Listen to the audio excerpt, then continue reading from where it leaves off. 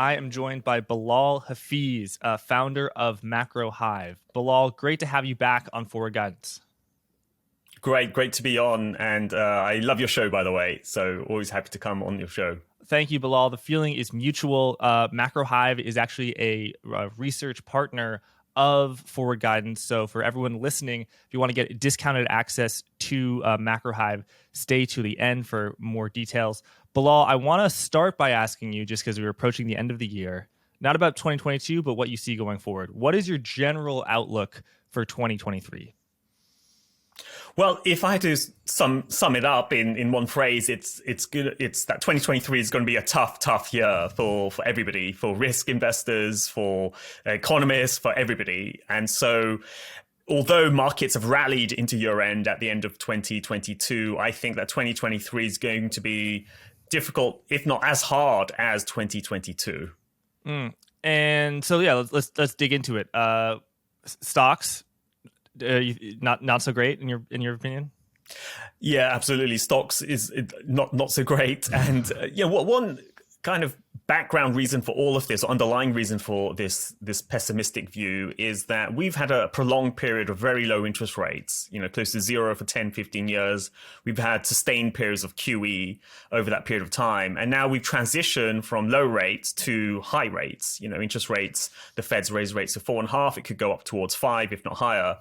And I think we're only now starting to see the effects of that. We had a big sell-off in equities when the Fed initially started to transition away from zero.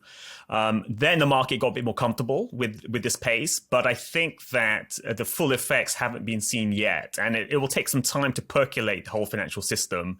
So I think there's a lot more bodies to be found, so to speak, as we go through 2023. Right. And if you're positioned a little bearishly on equities for the next year, if you're right that stocks do poorly on a relative basis next year, do you think it will be for the same reason that they did poorly this year, or for a different reason, and why? Yeah, if you look at the performance of equities over the course of 2022, you found that a large amount of the underperformance was a derating. So i.e. the valuations of companies went down sharply. And that, in my view, was largely driven by interest rates going up. Whether it was the Fed raising rates or long-term interest rates, they shot up. And then suddenly the attractiveness of equities disappeared. And so that was the big driver on 2022 for equity weakness. What we didn't see was any sustained weakness in earnings expectations. So that didn't really happen. And I think in 2023, that will be one of the big factors, that suddenly there will be a downgrade in earnings expectations. And that, I think, will be probably one of the larger driver of equities lower in the following year. Right. Yeah. So specific sectors have been hit, like housing market. If you're a mortgage broker, your sales are a fraction of what they were in 2021 and 2020. But you're right, like Apple, Microsoft, they continue to grow their earnings, maybe not as much as they did in 2021, but they still are going up. Yeah. How severe do you think this earnings recession, is that even too dramatic of a word, will be? I mean, do you think earnings will actually go down, or do you think they will have, to use Jay Powell's phrase, very slow growth? Very slow growth. Yeah, I mean, I think, well, with equities, you have to remember it's very unusual for earnings to actually go negative. There are some periods where it has gone negative, but even during recessions, you see a massive slowdown in earnings, and it might briefly touch negative. But it's, that in itself, a very sharp slowdown is like a recession for earnings. So I think there's a real chance that could happen.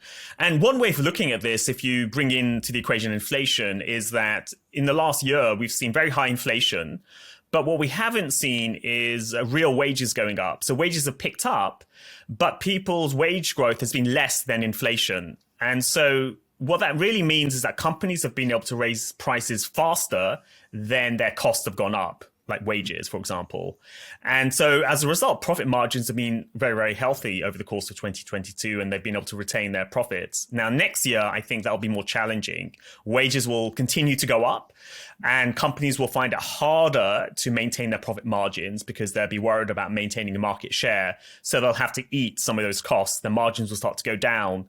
And then on top of that, you have the cyclical dynamics of the US slowing down sharply, demand will fall, and in any case, the market will become smaller. So there's a couple of different dynamics there. One is margin compression on higher costs, and then the other is a decline in sales as the economy slows down. Right. So you're right that earnings, it's rare for earnings to go negative. Although I think in severe recessions, they do. I think in 2008, earnings declined something around the tune of 20%.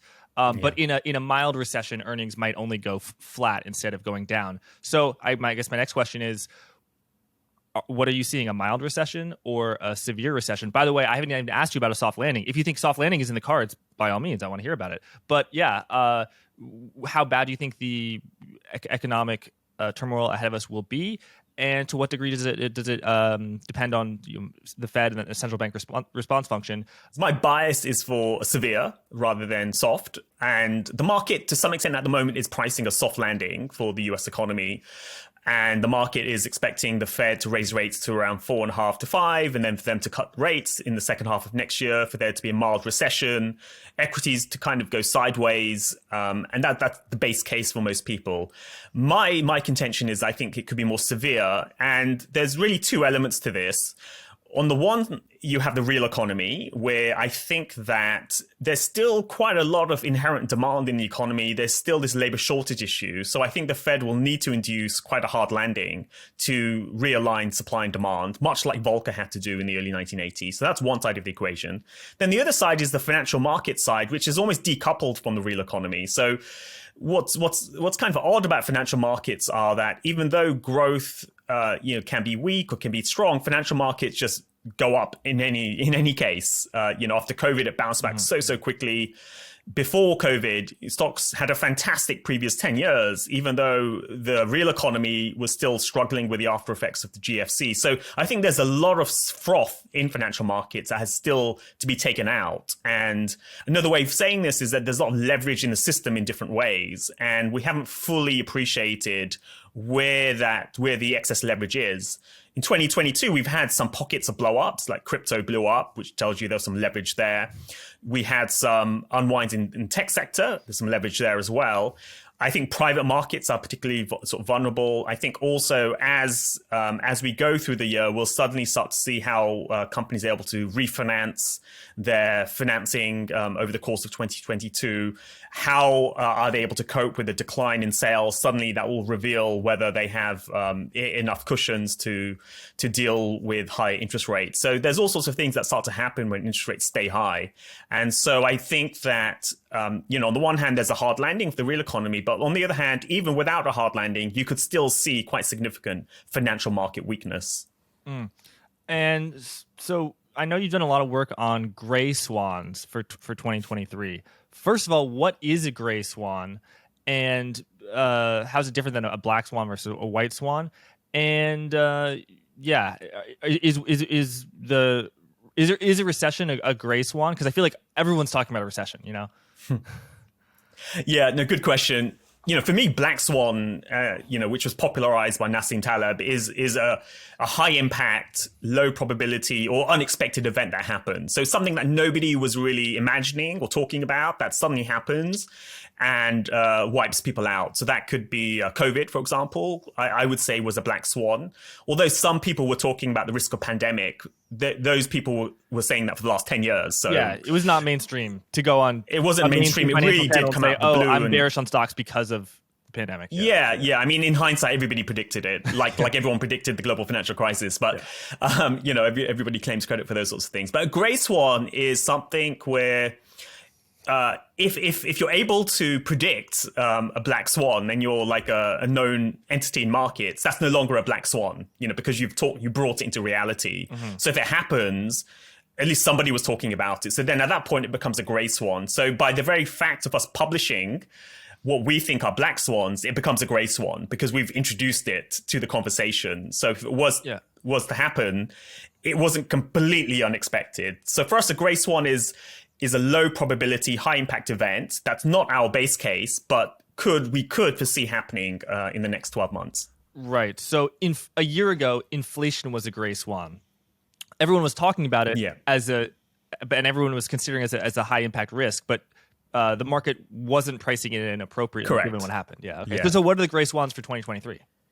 Yeah, so for Gray Swans 2023, for us, talk about soft landing, hard landing, that's not really a gray swan. I mean, because that's in the conversation. Markets are pricing us, a recession. Some people are talking about hard landing. So for us, that's less interesting because there's so much conversation about that it's not as big. The larger ones, I think, are, the ones we listed. One was something like private markets completely breaking down next year. And we got a sign off that in some ways with the UK pension market that had a lot of trouble a few months ago when the UK announced a new fiscal program. But private markets completely imploding next year is one of our Gray Swan events. Now, most people don't have that view. Most people say that private equity firms and private credit firms have enough cash on the sidelines. They'll be able to, sort of muddle through over the course of the year. But, our view is that a lot of the leverage that's built up over the last 10, 15 years is in private markets. And one of the reasons private markets are very attractive is that they aren't marked to market. So, for example, this year, 2022, we have data up to the end of June or beginning of July for private equity returns. They publish the returns with a lag. Their returns are up 10%. That was a time when public equities were down 15 or 20%. So for some reason, private equity firms are saying the companies they own have gone up in value during a period where public equity markets have cratered. And that's very unusual, that level of a gap. And so there's a mark-to-market issue there. And I think that private equity, which is based on leverage, surely should be affected by high interest rates. And I think that in 2023, that could be a major Gray Swan event, that private markets really dry up and struggle. So that's one of the Gray Swans. When private equity goes bust, what does that look like? Sure. In the 2000s, in the global financial crisis, the real nexus of the crisis was anything linked to housing. So what happened there, you had a housing boom, then you had banks, and then you had investment banks creating lots of products linked to the housing boom. And so you ended up with these structured products like credit default obligations, CDOs, which were linked in some way to subprime housing, mixed up with high-grade housing, mixed up together to make the overall credit rating look good. Then lots of companies around the world invested in it. But the core of it was housing and banks combining together to create this huge leverage monster. And private equity wasn't really involved in that. So the blow up that happened really affected banks a lot and anyone who invested in the products that the banks were creating. So banks, you could say, were at the epicenter. Now, since the global financial crisis, we haven't really had a housing boom in the same way. And on top of that, banks have been so regulated, they haven't been the center of leverage. Instead, it's really private markets or the shadow banking system where leverage has been created. Now, private markets specifically, say you're a private equity company, what they've done is they've benefited from low interest rates in order to be able to build up their capital. And then they're able to borrow at low interest rates and buy up companies and take them private and then clean them up and then sell them 5 years later. So there's been a massive growth in these assets. And now, if they start to struggle, what will then happen is whoever invested in them will also start to struggle. Now, who's the biggest investors in private markets? It's actually pension companies. So, for example, CalPERS, for example, in the US, the California Pension Fund. Insurance companies are huge investors in private markets. So what would happen is that you'll see private markets, sort of struggle a lot. Then suddenly you'll see pension and insurance companies come under pressure. And that's interesting because that suddenly hits a certain demographic in the country. Retirees suddenly will get worried about, why was my pension company investing in these private equity firms that are weakening? So in some ways, it's a bit different to the global financial crisis where you had banks, and if banks go down, the whole system goes down. With private markets, it may not necessarily cripple the whole financial system. Instead, it'll hit. The reaction will go through whoever's invested in them, and it'll hit certain demographics who could then have a sort of political consequence to that. Right. So because interest rates were so low to meet their return goals, pension funds, insurance funds, what you said, invested more in private markets, more in private equity, which has performed very well since the great financial crisis. If those private markets funds do extremely poorly, then they will have trouble. But how systemic do you think it is? I'll give you an example. The banking system blow up in 2008, very systemic. We had a slow recovery for years after. Some could even say a decade after, still because of that banking blow up. The blow up in crypto that we've had this year, so far it seems like the contagion within crypto is big, but the contagion outside of crypto is not that big. No one at JP Morgan or Goldman Sachs right now is sweating because of something that happened in crypto, unless it's in their personal account, which is actually a lot more common than you think. So how systemic would a blow up in private equity be? My sense right now, at least, is I don't think it will be that systemic, because banks aren't the center of that system. It's all happening outside of the banking system, you could say. Banks have some exposure through some of their divisions, underwrite some of the loans, so there could be some impairment there. But in general, banks are so heavily regulated that I don't think it will be so systemic. And instead, I think it'll be more about who are the losers in that situation. And there could be a possibility of a public bailout of pension funds, for example. That's what happened in the UK when the UK LDI, liability-driven investments or pension funds, really started to lose money when the UK had this fiscal event. There was an intervention by the central bank to stop those pension funds from going under. So it's not systemic in the sense of bringing down the financial system and messing up everyone's balance sheets, but it's a risk in the sense that it will hit important segments of the population that might require a government bailout to protect people's retirement pensions. So the balance sheet impact could end up being on the public sector. So the public sector's debt might start to deteriorate as they underwrite the pension funds that are underperforming. Right. Correct me if I'm wrong, but I think the intervention into the liability-driven investment in September, October, that was the Bank of England, so a monetary authority, providing a liquidity backstop rather than just giving money. Like, I think if a government, as the elected officials, bail out a pension, that means the taxpayer is taking the losses. Whereas with a central bank, it's a little bit different, right? Correct, yeah. I mean, in the case of the UK, there was a central bank intervention for a limited time period. And then there was a government underwrite. The government did say that certain losses, they'll take the first loss on it. As it happened, markets stabilized, so that wasn't activated. At some point, the first response obviously will be the central bank, because that's the easiest place for an intervention to occur.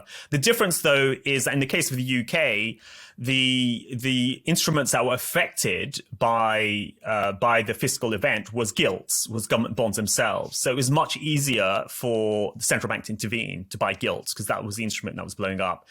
If it's private equity investments that are blowing up, then it's much harder for the central bank to justify an intervention, because you're not buying treasuries. You'd have to somehow make whole the losses on the underlying equity companies that are losing. So there would likely have to be some kind of federal or state intervention in that case. Yes. Thank you for letting me know about the UK government. I didn't know that they had that backstop, a fiscal authority, not monetary authority. Thank you for that. And then, also very hard for a central bank to bail out private equity and buy bespoke securities, things that don't have a QSIP, loans. I mean, when they, quote, bought high yield credit, they bought it through BlackRock, and I think they had made a custom index. So I don't know if people can make a custom index of, floating rates securities that are owned by investment alternative managers. Yeah, exactly. Who is financing these private equity things? So, I'm a private equity company. I'm trying to buy, your family business. So I levered up. So I borrow money to buy your business. Who's giving me the money? Because you said banks weren't that involved. I know they are. They're somewhat involved. They're definitely billions of dollars, tens of billions of dollars of loans on their balance sheets. It all becomes quite circular after a while, because what happens is that the private equity firm or some private sort of financial institution will need to raise some debt, like a leveraged loan. A bank helps them raise that debt. Now, who's lending? It's not the bank directly. It's other asset managers. So you'd have maybe a large asset manager, or it could be another pension fund or insurance company that says, look, I'm willing to offer that loan because I'll get a high return. to the private equity company in order for them to, make the acquisition. The private equity company then uses that debt, takes that company private, and then does its magic to try to improve the performance of that. And then there's an investor in the private equity fund, who could also be a pension fund. So pension fund could be on both sides. It could be one part of it could be doing the lending, and another part could be doing the investing, or it could be an insurance company. But a lot of this is off a commercial bank's balance sheet, or not. It's not on the bank's balance sheet. It's basically on asset managers' balance sheet. So everyone's kind of lending and investing in each other. It's a bit like if you think about a public company like Apple. Who buys a stock in Apple? It's probably a large asset manager. Could be an index tracker. But then who owns the corporate bonds of Apple? So Apple issues debt every year. Who owns that? It's probably the same asset manager. It's just their bond fund would own an Apple corporate bond, and then the equity part of that asset manager would own the equity in Apple. But in that scenario, it's not a bank who's lending. It's the investor who's doing the lending, and they're doing buying as well of the equity. Right. And what types of investment firms are buying them? You said pension plans, but to what degree are the same firms that are private equity firms buying the debt of other private equity firms to finance the other private equity firms' deals? So if I have a private equity firm and you have a private equity firm, I have a department called actual private equity leveraged buyouts. And then I also have alternative asset management or credit management, where I basically buy loans and manage those loans. So I could lend money to you, so you could do you have the exact same thing. I lend money to you, you do your private equity deals, you lend money to me, and it works like magic. To what degree you have that sort of relationship? Yeah, I think certainly what you have seen over the last 5-6 years is that companies that were pure private equity firms have started to add credit to their operations. Now, on the credit side, it's not often that they would lend to other private equity firms. Typically, they would directly lend to companies themselves. So you'd have private loans to some company in the Midwest or something. So that's more likely to happen. What you do have though is when a private company has an exit, so they basically want to sell the company that they bought a number of years ago, they often sell it to another private equity company who then buys it off them. And so there is this chain reaction that occurs there, because as long as you have a buyer, it allows you to have your high valuations. But if everybody is dependent on low interest rates, then suddenly, if you look at the end of the chain, everybody's going to be hit one by one. They're all kind of connected to each other. Right. So we've talked about one part of private markets, which is private equity, with borrowing money to buy another company. And it's typically a late stage company that's making money, or at least has revenue. The other part of private markets is venture capital, where you have a bunch of people who start a company in a garage, may not have revenue. It may not have revenue until 2020, years out, but you're investing in the dream, you're investing in the technology associated with Silicon Valley. To what degree do you think that part of private markets will experience a similar amount of pain, and what way might it be different from private equity? Yeah, I think the VC space, is already feeling a lot of pain, and that will continue to feel a lot of pain going forward. It's much less systemic, though, because typically larger established companies like pension funds, insurance companies aren't necessarily massive investors in VC. So VC, may attract a lot of their money from high net worth individuals, family offices. So it's kind of lower down in the asset accumulator sort of food chain, so to speak. So it's smaller market. It's a much smaller market as well. You do have some large players who do VC type investments, like SoftBank, the Japanese sort of firm. But in general, the investors and players are much smaller. So the systemic side is less.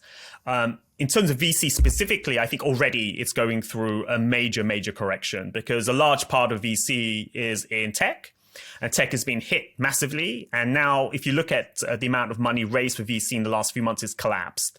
Valuations on each round, like A round or B rounds, have collapsed as well around VC companies. And the data is much patchier, but in my conversation with VC companies and startups, what seems to have happened is there's a shift in mentality. Before, it was all about how fast can you grow your company. It was about your vision. Now today, it's more realistic. It's now saying, are you making a profit or not? What's your cost base like? When will the money come in? It's a much more realistic conversation that's happening with all of these companies, these startups. So there's already a huge change going on in VC where it's gone from like sell us your dream, to now what's the reality? What's your cost base? Are you cash flow negative or not? When will you go to market? What's your cost of acquiring customers? So it feels a bit like the dot-com collapse where you had the dot-com back in the 2000s where anything with dot-com would do well. But now suddenly it's like, do you have a real business or not? Yes, the old buzzword used to be TAM, total addressable market, and I think the new buzzword is path to profitability. Yeah, I like that. Yeah. So Bilal, we talked about one gray swan, private markets. What are some other gray swans that you have on your radar for 2023?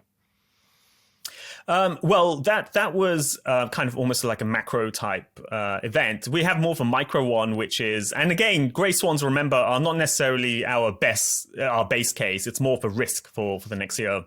This one is more on the company side. So this is something I wrote, actually, which was that I think there's a gray swan event could be that Disney buys TikTok.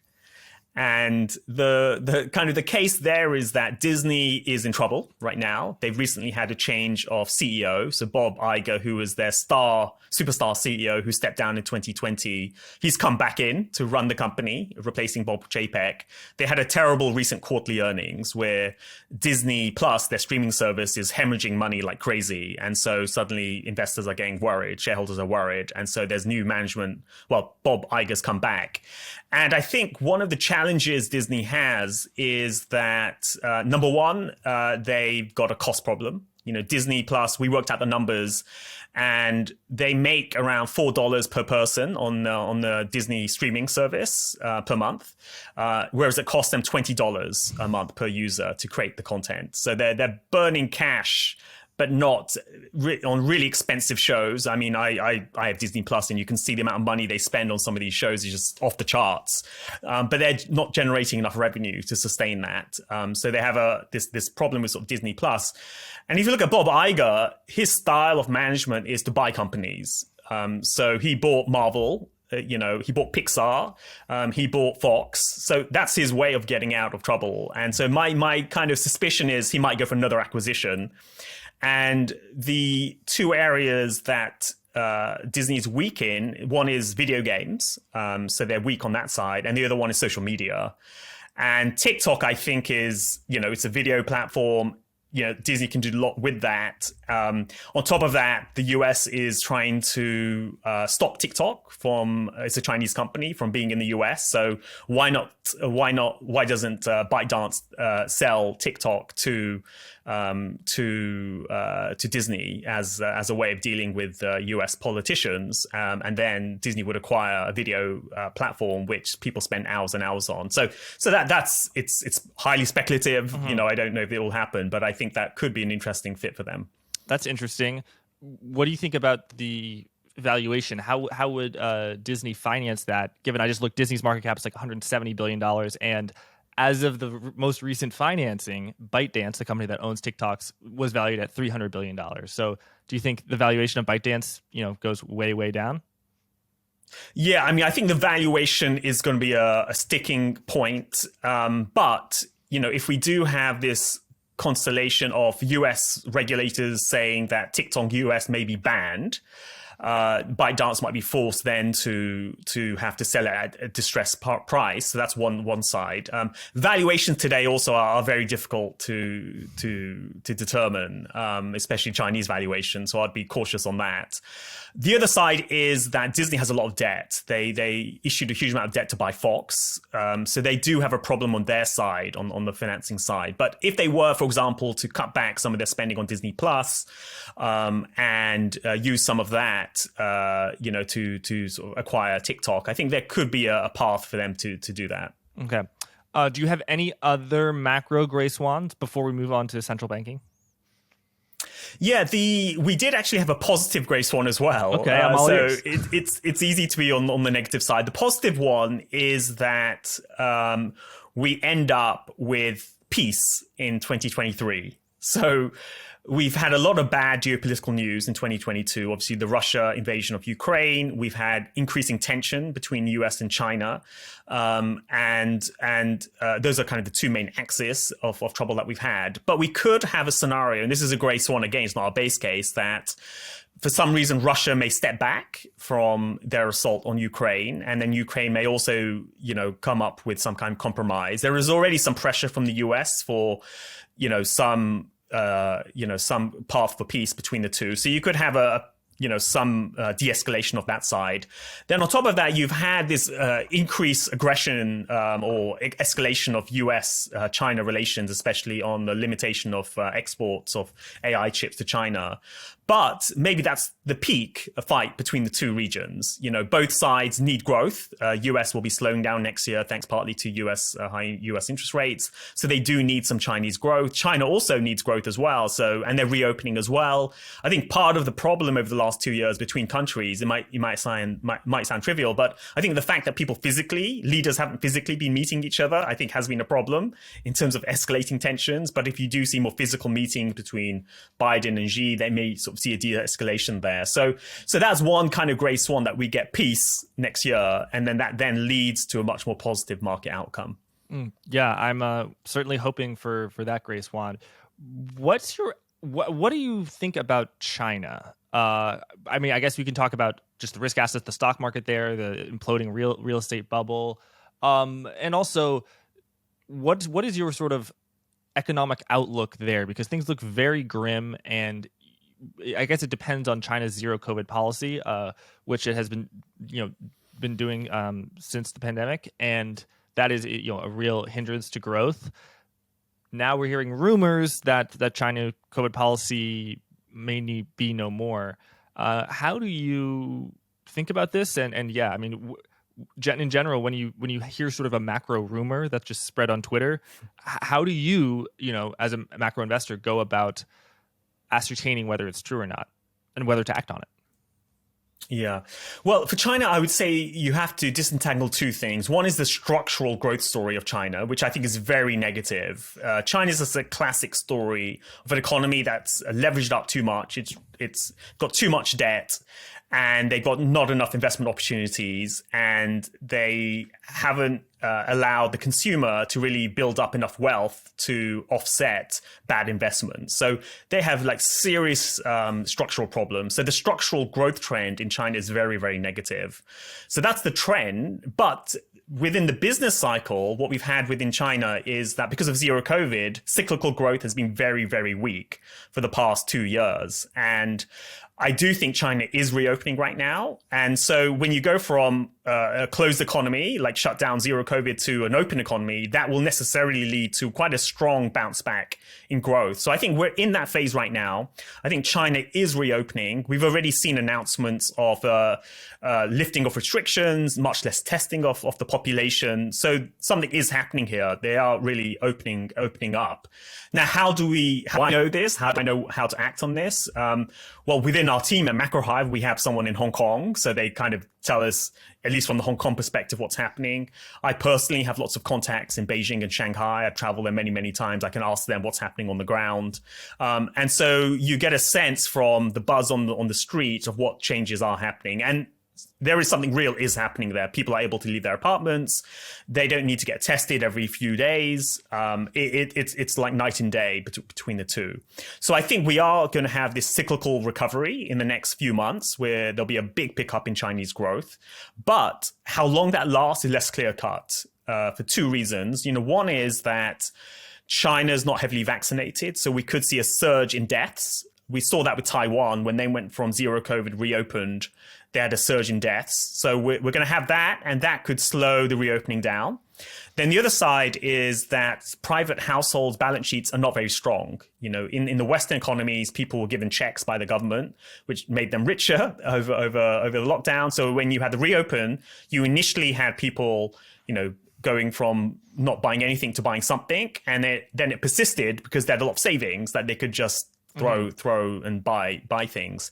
Now in China, they'll go from nothing to shopping, but how long that shopping will last is less clear because they haven't built up these massive savings. So there are some some kind of limits to how much China can rely solely on moving from zero COVID to something.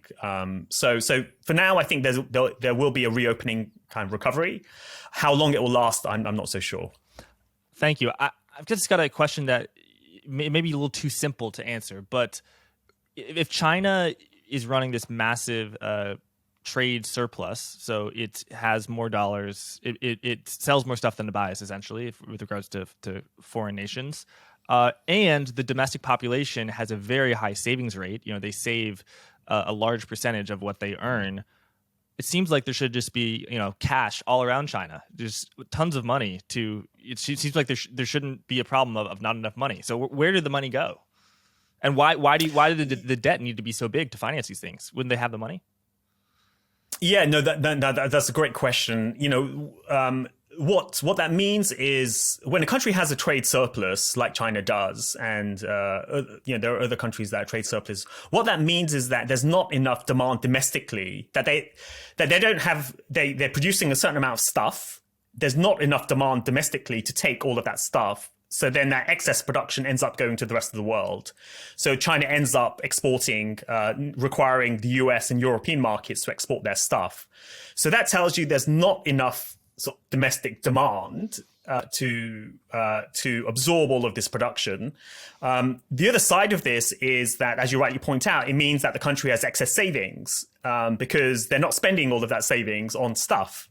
And what's happened in China, I mean, I'm simplifying this, but over the last 30, 40 years, is in essence what the government has done is it's basically forced households to save too much at very low interest rates, and then companies take those savings and invest in production at very attractive rates, which allows them to produce stuff at low prices and export. So in essence, the private households in China have been forced to lend money at very low interest rates to companies that then use it to overproduce stuff, which then goes to the export market. In more recent years, what's happened is that they've hit the limits to how much they can export, and a lot of that cheap money has gone into real estate, domestic real estate, which has then led to a bubble. So it is true that there is too much savings in China. The problem is that those savings are being forced into bad production. Now, that can be changed. So what should happen is that there should be policies that encourage people to spend on consumption. Now, why aren't they spending on consumption? Why are they making these savings? Partly it's because they need it as insurance policies, because there's no welfare system there. People have to save a lot in case they might lose their job, and in which case they won't get any unemployment benefit. They may need to pay for the medical costs, so people kind of have this precautionary savings.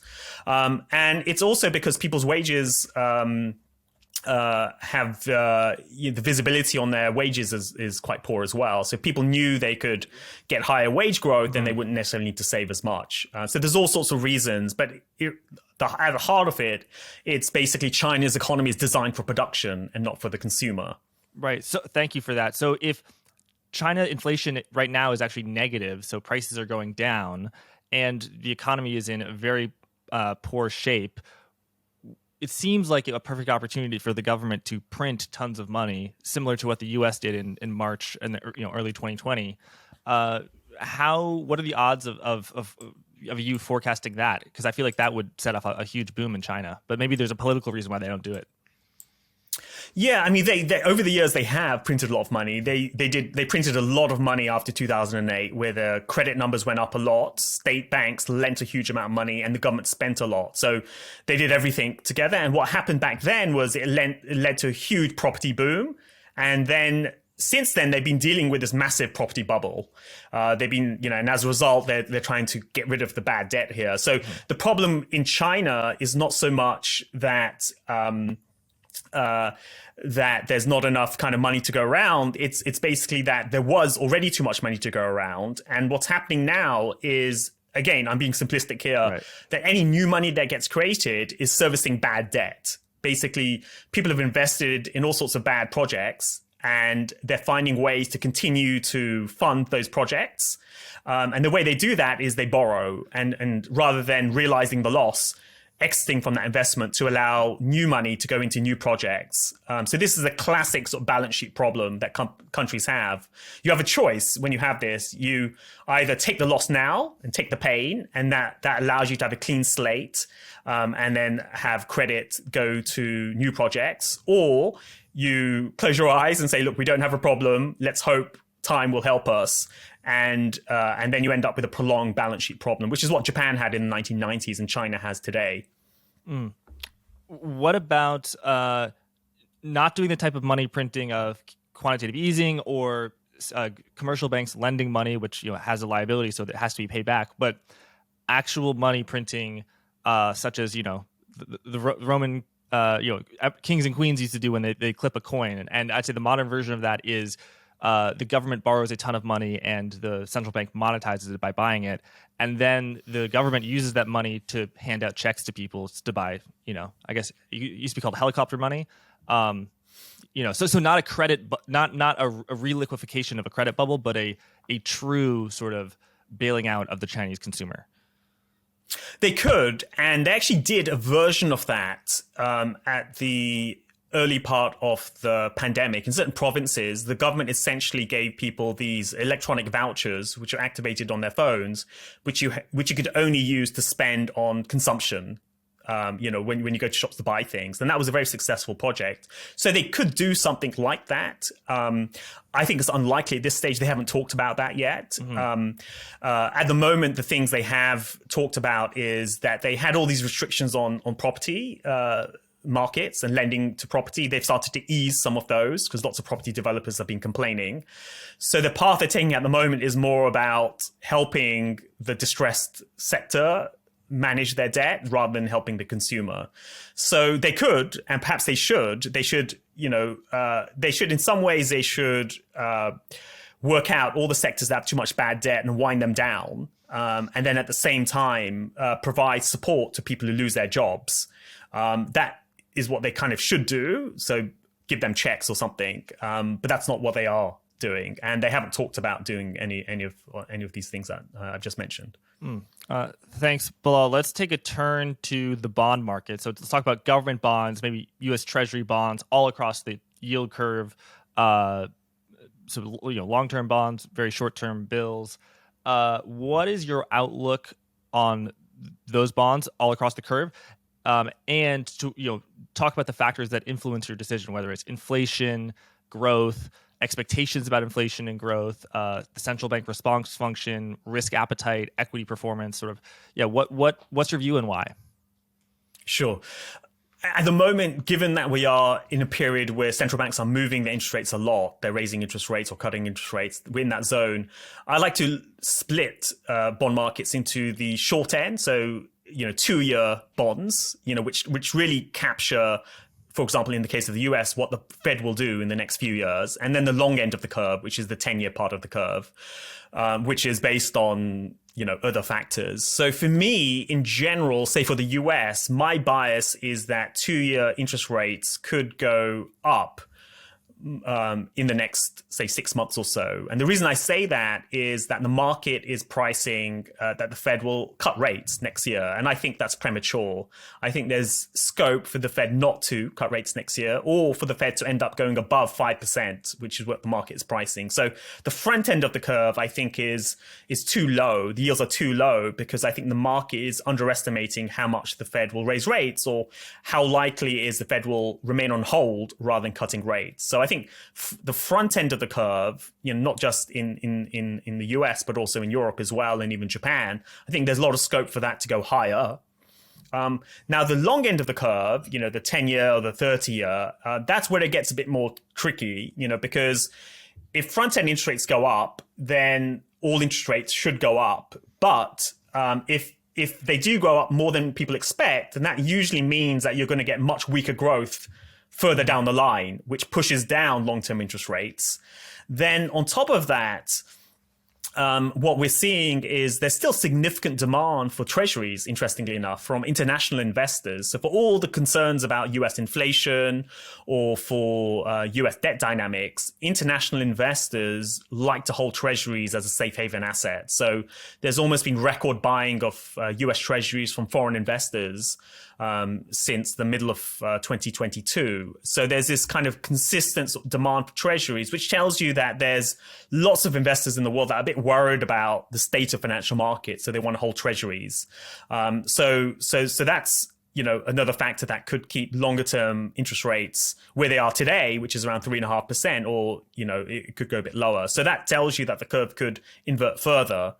Now, the one caveat through all of this is inflation, which we could have a scenario where the Fed doesn't do as much as we think they should do. So inflation really starts to go higher, or the Fed kind of loses credibility on inflation. Then you could see the opposite scenario where short-term interest rates don't go up that much, but long-term interest rates shoot higher as the market says the Fed's losing credibility on inflation. So that's another path that we could go on. But my bias is more, I probably have a higher level of conviction on the front end of the curve than the long end. But my bias would be that, the front end's price, the yields are priced too low.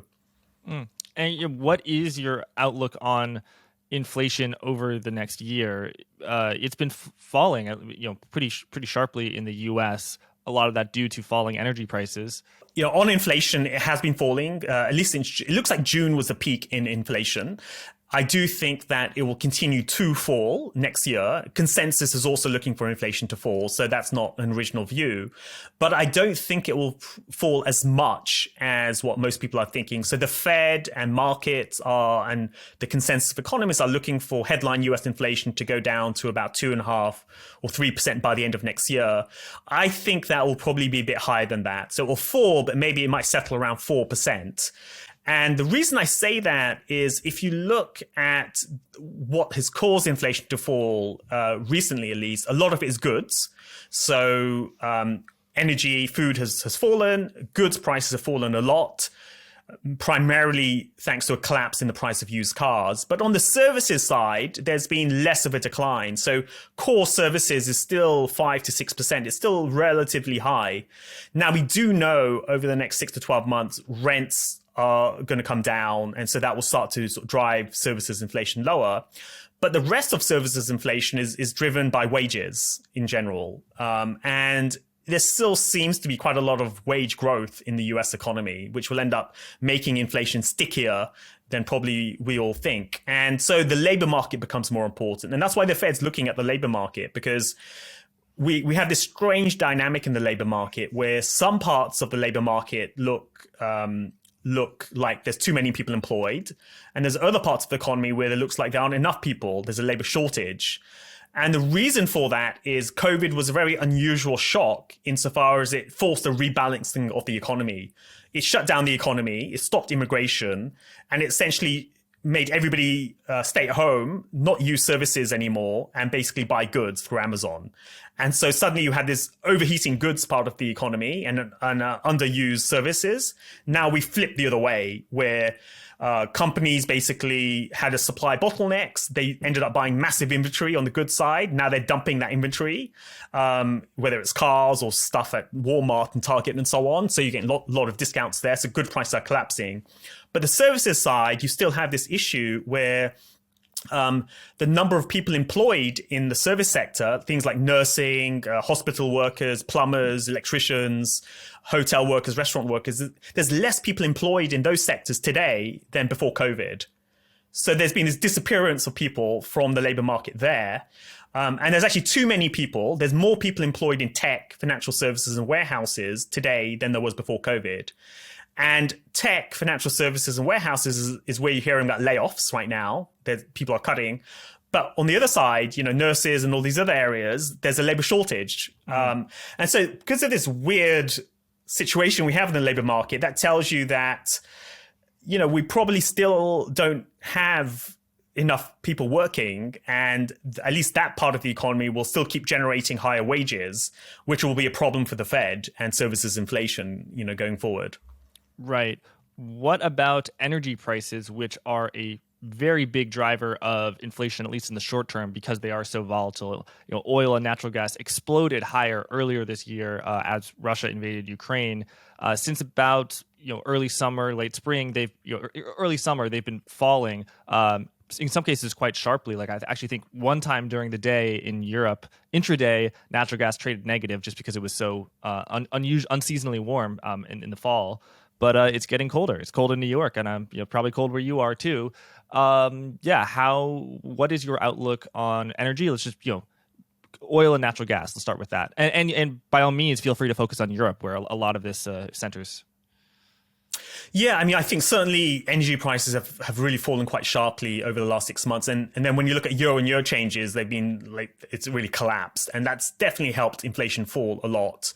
And because of base effects, that's going to continue to have a downward pressure on inflation going forward. But fundamentally or structurally, there is a supply-demand imbalance. There's not enough fossil fuels in production, you could say, as is needed. And so structurally, we know there's not enough new oil being discovered or produced. There's been underinvestment in that sector. So that tells you structurally there's this upward push on both oil prices and natural gas prices. Of course, Russia's kind of offline, but kind of is and it isn't. It's selling its gas to the rest of the world through Asia rather than Europe.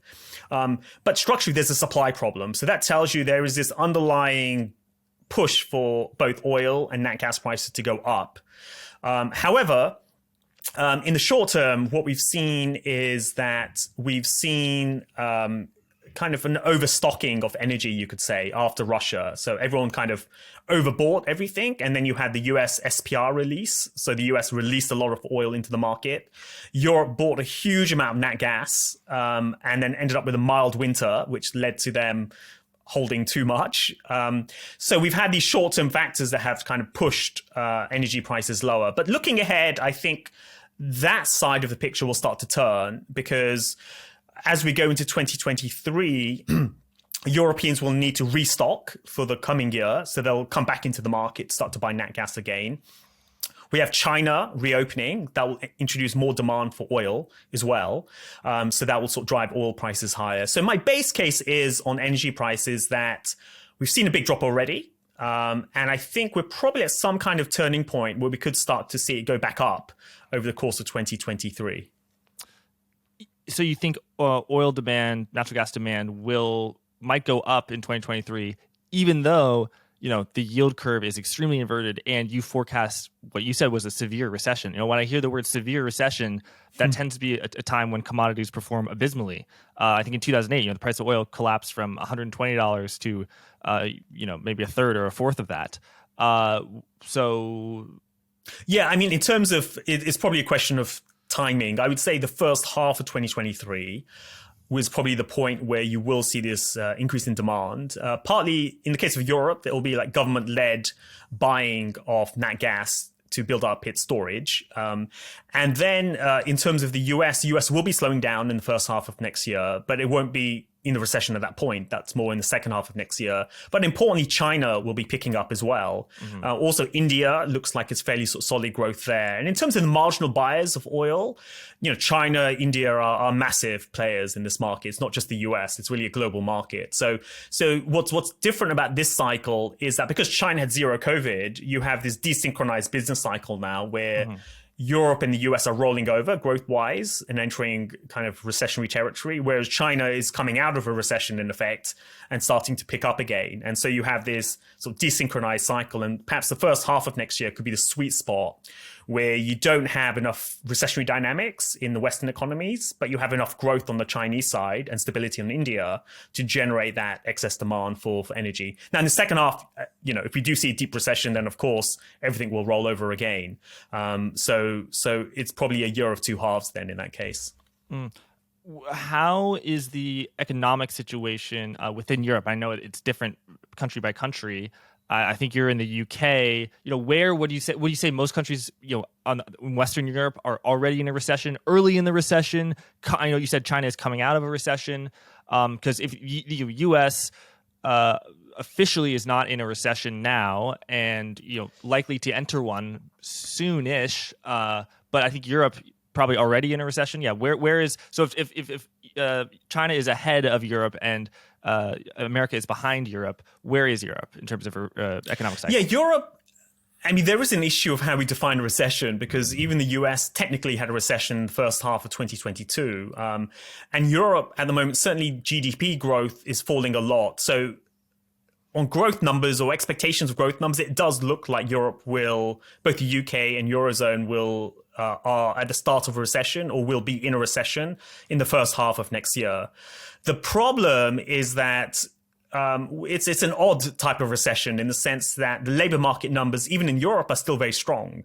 So unemployment rate hasn't shot up, even though growth has been falling, which is what we saw in the first half of the US. So even though technically speaking, Europe is on the verge of a recession, or in the mid, or the UK is kind of at the beginning of one, in the more broader definition of recession, none of these countries are in a recession yet, because the unemployment rate hasn't shot up. This goes back to the labor shortage issues, where we've almost seen a decoupling between the labor market and growth numbers, just because of the imbalances in labor markets. But in terms of a growth cyclical side, Europe is definitely closer to a recession than, say, the US is or China is. So Europe is closest to a recession, then it's the US, and then it's China that's actually coming out of a recession. How high do you think the European Central Bank, ECB, will hike rates by? At what point will they pivot? As well as we could talk about the Bank of England, which I think this morning hiked by 50 basis points as well. Yeah, I think on the ECB side, I think they'll probably go up towards around 3%. The market is pricing a bit less than that. And I think there has been this greater focus within the ECB to bring down inflation, because their initial response to inflation was that it's all about energy and gas, so we don't need to worry about it. But they are getting more worried now that it could be broadening out to other parts of the economy, not least because there's more and more evidence now that wages are picking up in countries like France and Germany. There's a lot of wages in France and Germany are settled kind of by unions, and it takes time for them to reset wages. But it looks like 2023 could be a year where lots of wages get reset much, much higher. So I think the ECB wants to get ahead of that. And so they'll probably end up raising a bit more than what the market's pricing. Okay, thanks. And Bank of England?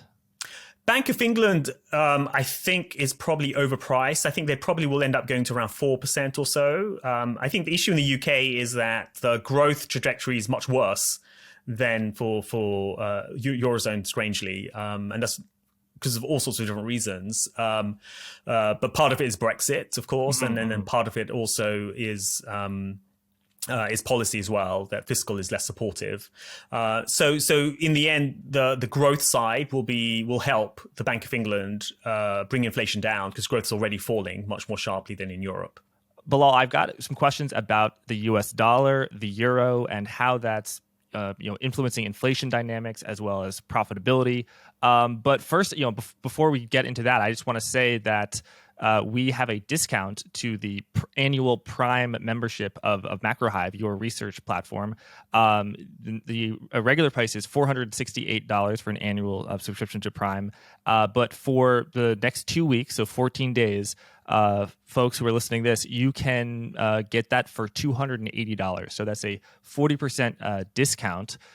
So it's quite a bargain. I have read the Macro Hive research, and as you can tell, Bilal is a very smart person, and his team is as well. So there will be a link in the description as well as a discount code. Bilal, tell us quickly, what do people get with Macro Hive Prime?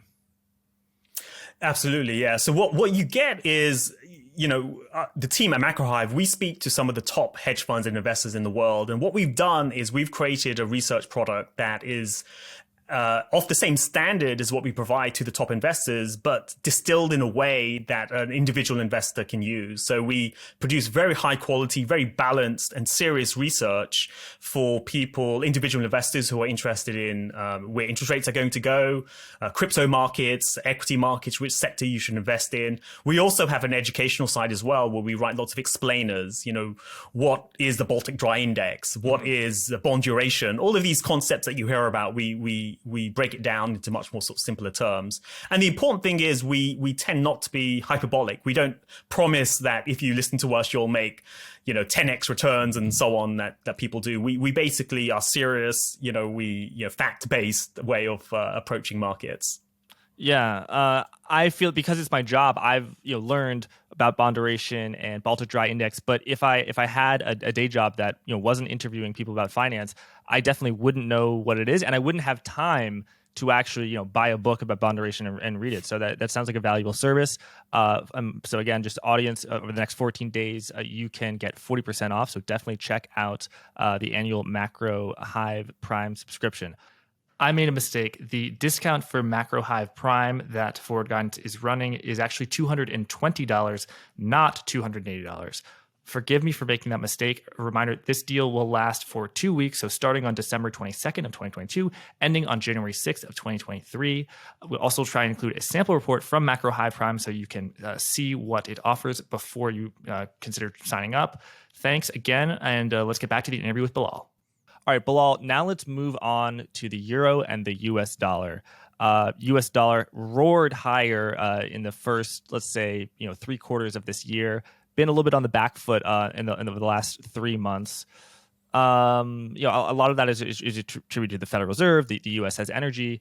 I'm curious, before I ask you what's your outlook on the euro against the dollar, how much has the weak euro boosted industry within Europe? Because when you have a weak currency, goods are very cheap to produce, so you could sell a lot of them to foreigners who have a very high currency. So, I was going through LVMH, the luxury brand's earnings, and they, their sales are up something like 7 or 8% just because they're selling in dollars and they're making it, their input costs are in euros. So are you seeing a boom in industry because the euro is so weak, or is the recession and the economy so bad that it's, it's a pretty faint glimmer on a cloudy day?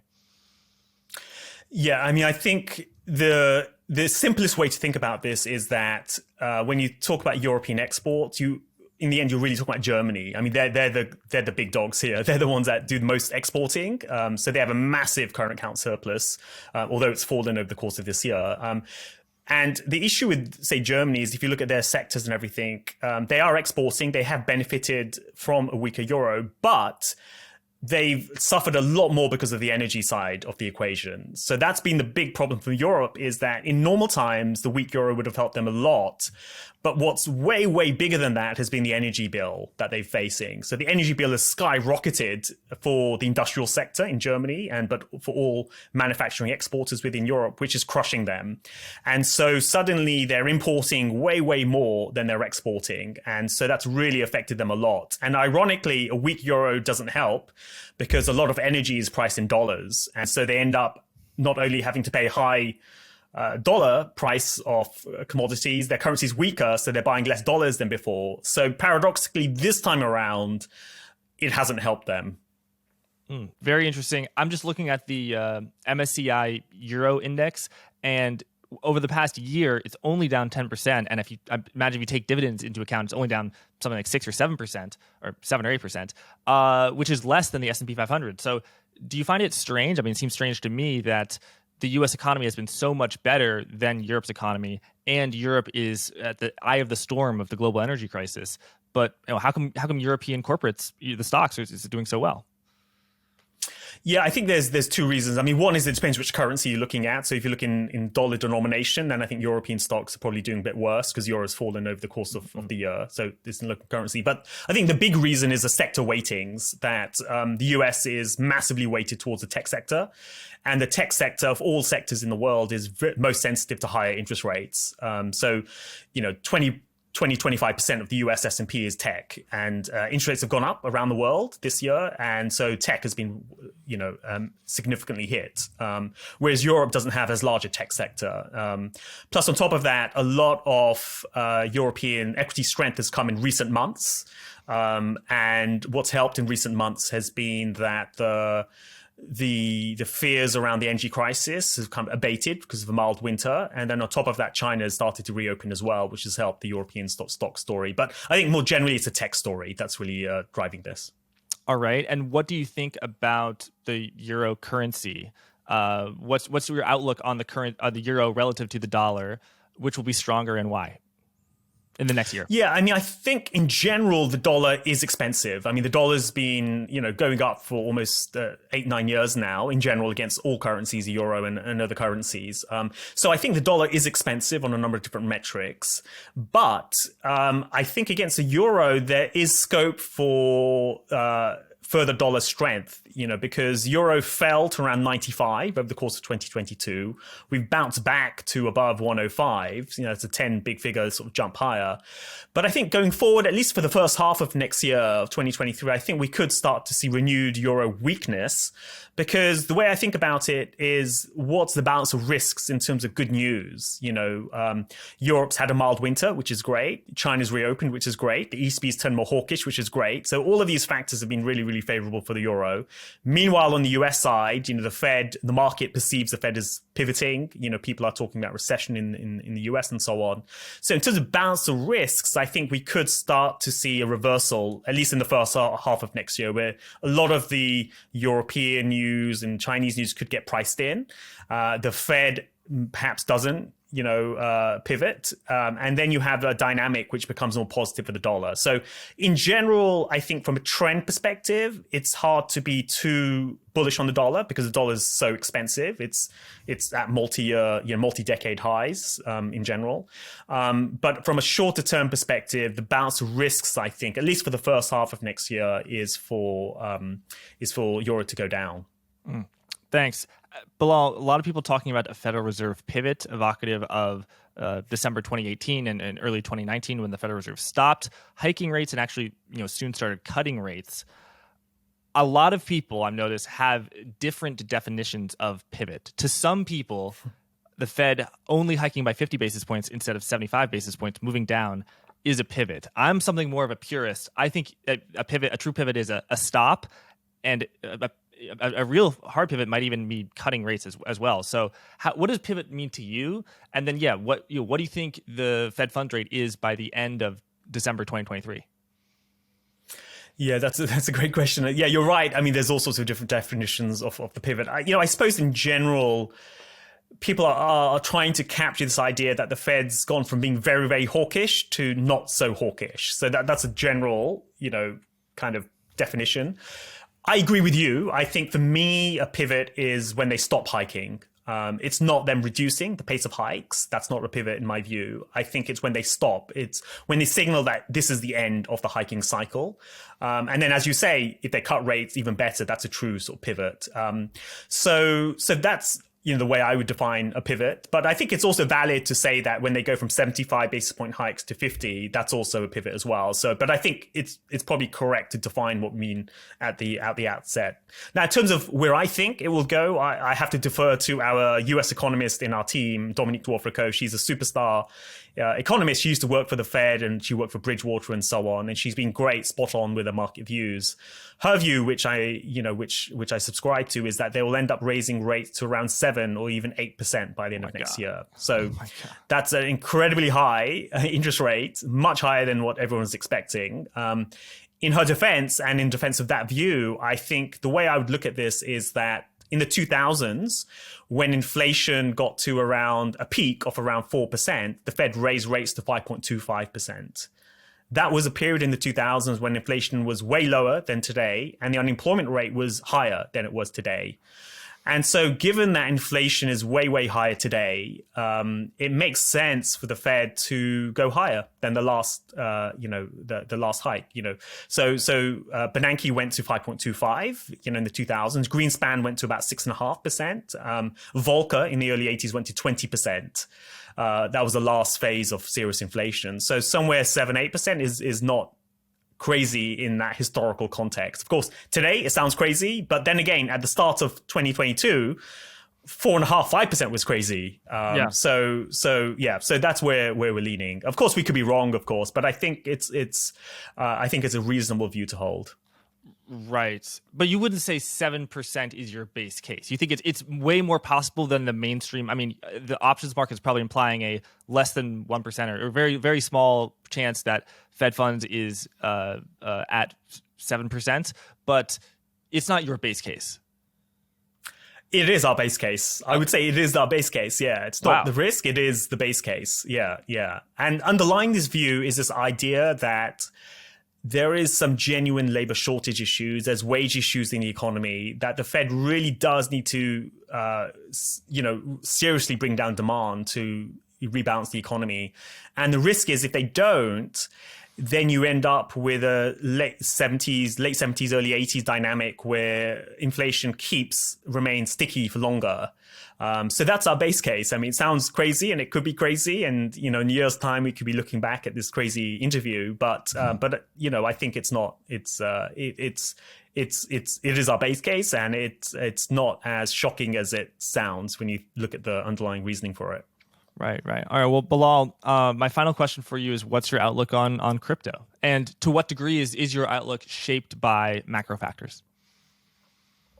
On crypto, my kind of take is that it was the source of a massive bubble in recent years. We probably haven't seen the end of the unwind of lots of players in the market that did things that they shouldn't have done or were benefiting from a bubble. So I think there's a lot of froth that has to be taken out. But I do think coins like Bitcoin and Ethereum, they're here to stay. They'll be around for a long, long time. There are some genuine use cases for them. So from a longer term perspective, I think they should form part of people's asset allocation in some form or another.